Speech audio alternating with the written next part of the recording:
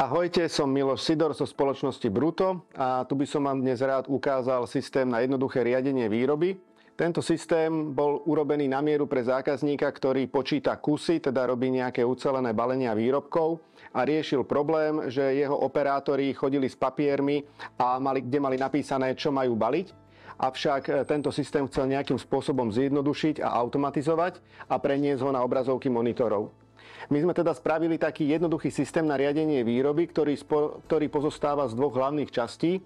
Je to jednak webová aplikácia, ktorú sme vyrobili a tá je rozdelená na dve časti. Je to časť pre nejakého administrátora a časť priamo, ktorá je pri váhe, ktorú vidí operátor. A potom je to teda samotná váha, ktorá počíta kusy. Spôsob práce je taký, že administrátor nás najprv do toho rozhrania administračného zadá tzv. Výrobné objednávky. To znamená, že tam zadá, čo treba dnes robiť, aký materiál treba baliť, koľko kusov treba spracovať. Táto informácia sa následne zobrazí na displeji operátora, ktorý vidí len tie najpotrebnejšie informácie a to, čo ideme robiť, koľko toho máme zabaliť. A v spolupráci s tým je váha, kde vlastne tieto informácie sú načítané a on už vykonáva len tú bežnú prácu, teda balenia a počítania kusov, pričom po každom vážení sa táto informácia zaznačí do systému a v prípade, že splní ten výrobný príkaz, tak ten je odstránený zo systému a pokračuje ďalej.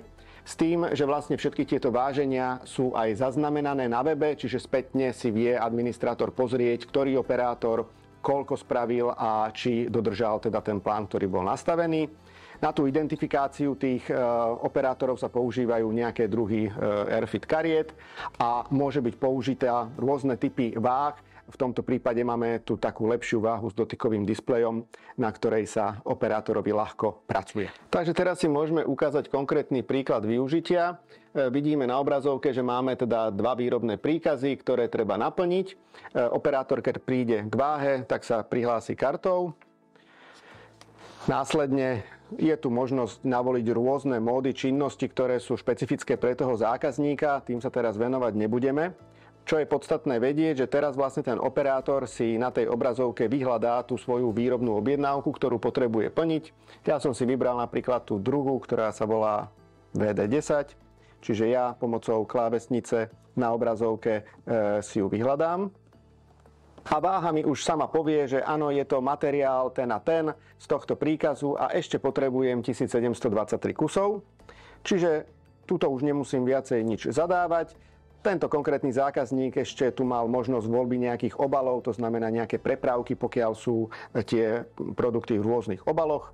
Čiže navolím si nejakú prepravku, navážim počet kusov, ktorý sa mi napríklad zmestí, alebo ktorý teda mi hovorí systém, že ešte máme. Aktuálne 710 kusov, mám navážiť 1700, takže je to v poriadku.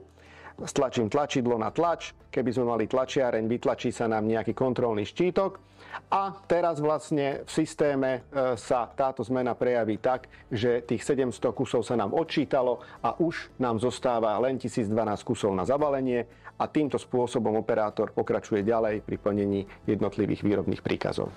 Čiže systém, ako ste videli teraz, je modelový prípad, ktorý bol spravený pre konkrétneho zákazníka. Samozrejme, vieme ho upraviť podľa požiadavky zákazníka na mieru, tak aby boli aj obrazovky, prípadne aj niektoré vizualizácie na webe spravené tak, ako sú potrebné.